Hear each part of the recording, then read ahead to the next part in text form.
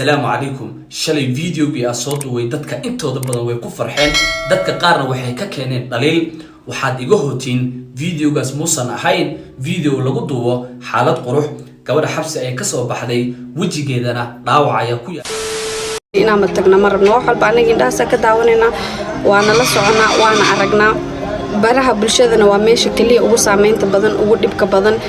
Soomaali Maxamedna kooda jiran iyo kooda dhiban isku si ula wada dhaqmaan nin walba dantiisa daawada muuqaalka hordhiciisa ka soo aragtay waa arintii fahma fiican oo waji labaad yeelatay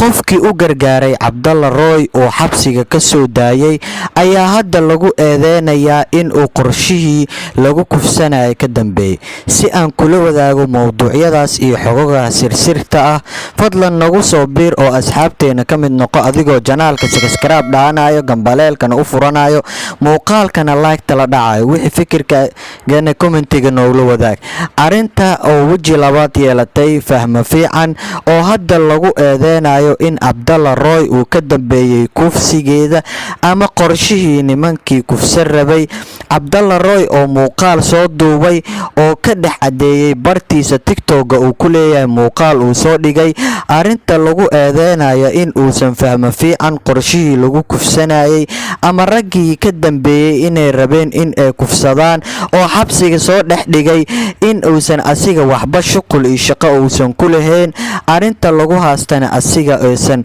meelna ka soo galin si walaaltinimada uu u caawiyay uu fahma fiican ku soo damiintay maadaama magaaladaas Nairobi uu ku nool yahay uu arinta maqlay uu asigina baxay hadda laakiin arinta oo waji labaad yeelatay iyo dadka social media idil oo hadda ku eedeynayaan in uu arinta Cabdalla Roy ka dambeeyay oo asiga isku dayay in uu arintan kiiska marhabaabiyo si loogu shakininna uu xabsiga fahma fiican ugu soo daayo dad badan ee baraha bulshada hadda isla hadal hayaan oo ay leeyihiin Cabdalla Roy ayaa ka dambeeyay asiga ayaa gabadha xabsiga u diray oo haddana iska dhigayo qof waxba aanan ka ogeyn qorshahan iyo gabadhan wixii lagu kufsan rabay arintaas oo Cabdalla Roy uu ka hadlay oo muuqaalka uu soo galiyay markuu fahma fiican oo xabsiga banaankiisa ay fadhiso uu ka soo daayay oo fahma fiican oo iska ooynayso uu leeyahay aamus waxaan waa kugu dhacday waa qadar rabbi uu niyada u dhisay laakiin hadda baraha bulshada oo arinta aad u kacday oo arintana ay qabsatay haddana kiiska lagu eedeynay Cabdalla Roy oo asigii badamiin uu ka ahaa markuu xabsiga ka soo daanay haddana asigii lagu eedeynayo in uu gabadhan kufsiga iyo xabsiga ba asiga uu iskugu oo xabsiga asiga geliyay haddana uu iska dhigaya ay leeyihiin in uu walaaltinimo u caawinayo ama wanaag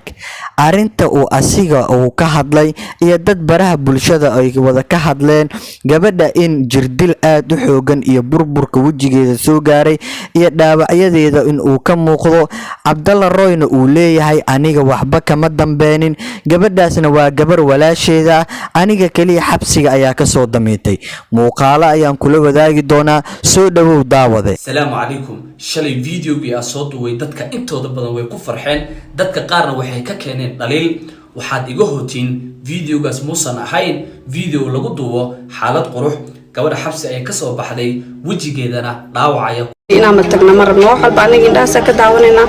وانا لسعنا وانا عرقنا baraha bulshadana waa meesha kaliya ugu saameynta badan ugu dhibka badan Soomaali Maxamedna kooda jiran iyo kooda dhiban isku si ula wada dhaqmaan nin walba dantiisa